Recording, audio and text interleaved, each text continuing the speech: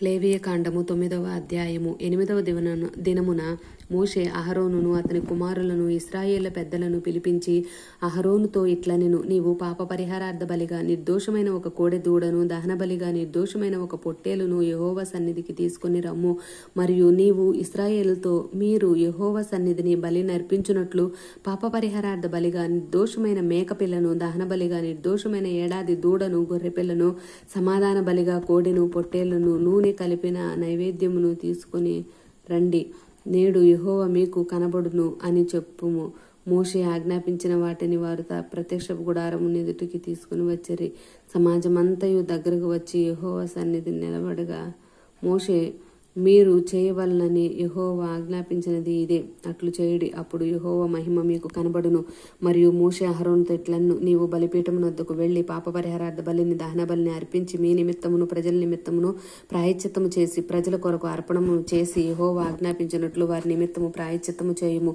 కాబట్టి అహరోను బలిపీఠము దగ్గరకు వెళ్లి తన కొరకు పాప పరిహారార్థ బలిగా ఒక దూడను వధించెను. అహరోను కుమారులను దాని రక్తమును అతని యొద్దకు తేగా అతడు ఆ రక్తములో తన వ్రేలు ముంచి బలిపీఠపు కొమ్ముల మీద దాన్ని చమిరి బలిపీఠము అడుగున ఆ రక్తమును పోసెను. దాని కొవ్వును, మూత్రగ్రంథులను, కాలేజము మీద వపను బలిపీఠం మీద దహించును. అట్లు యెహోవా మోషేకు ఆజ్ఞాపించును. దాని మాంసమును, చర్మమును పాళెము వెలుపల అగ్నితో కాల్చివేసెను.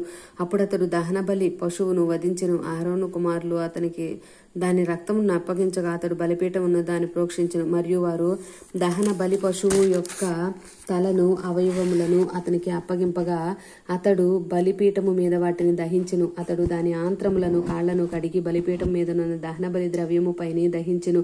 అతడు ప్రజల అర్పణమును తీసుకుని వచ్చి ప్రజలు అర్పించు పాప పరిహారార్థ బలియగు మేకను తీసుకుని వధించి మొదటి దాని వలె దీన్ని పాప పరిహారార్థ బలిగా అర్పింపవలెను.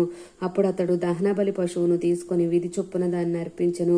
అప్పుడతడు నైవేద్యమును తెచ్చి దానిలో నుండి చేరడు తీసి పాతకాలమందు చేసిన దహన బలి కాక బలిపీఠము మీద తీసిన దాన్ని దహించెను. మరియు మోషే ప్రజలు అర్పించు సమాధాన బలి రూపమైన కోడెదూడను, పొట్టేళ్లను వధించెను. అహరోను కుమారులు దాని రక్తమును అతనికి అప్పగింపగా అతడు బలిపీఠము చుట్టూ దానిని ప్రోక్షించెను. మరియు వారు ఆ దూడ క్రొవ్వును, మేక క్రొవ్వును, కొవ్విన తోకను, ఆంత్రములను, కప్పు కొవ్వును, మూత్రగ్రంథులను, కాలేజము మీద వపను అప్పగించిరి.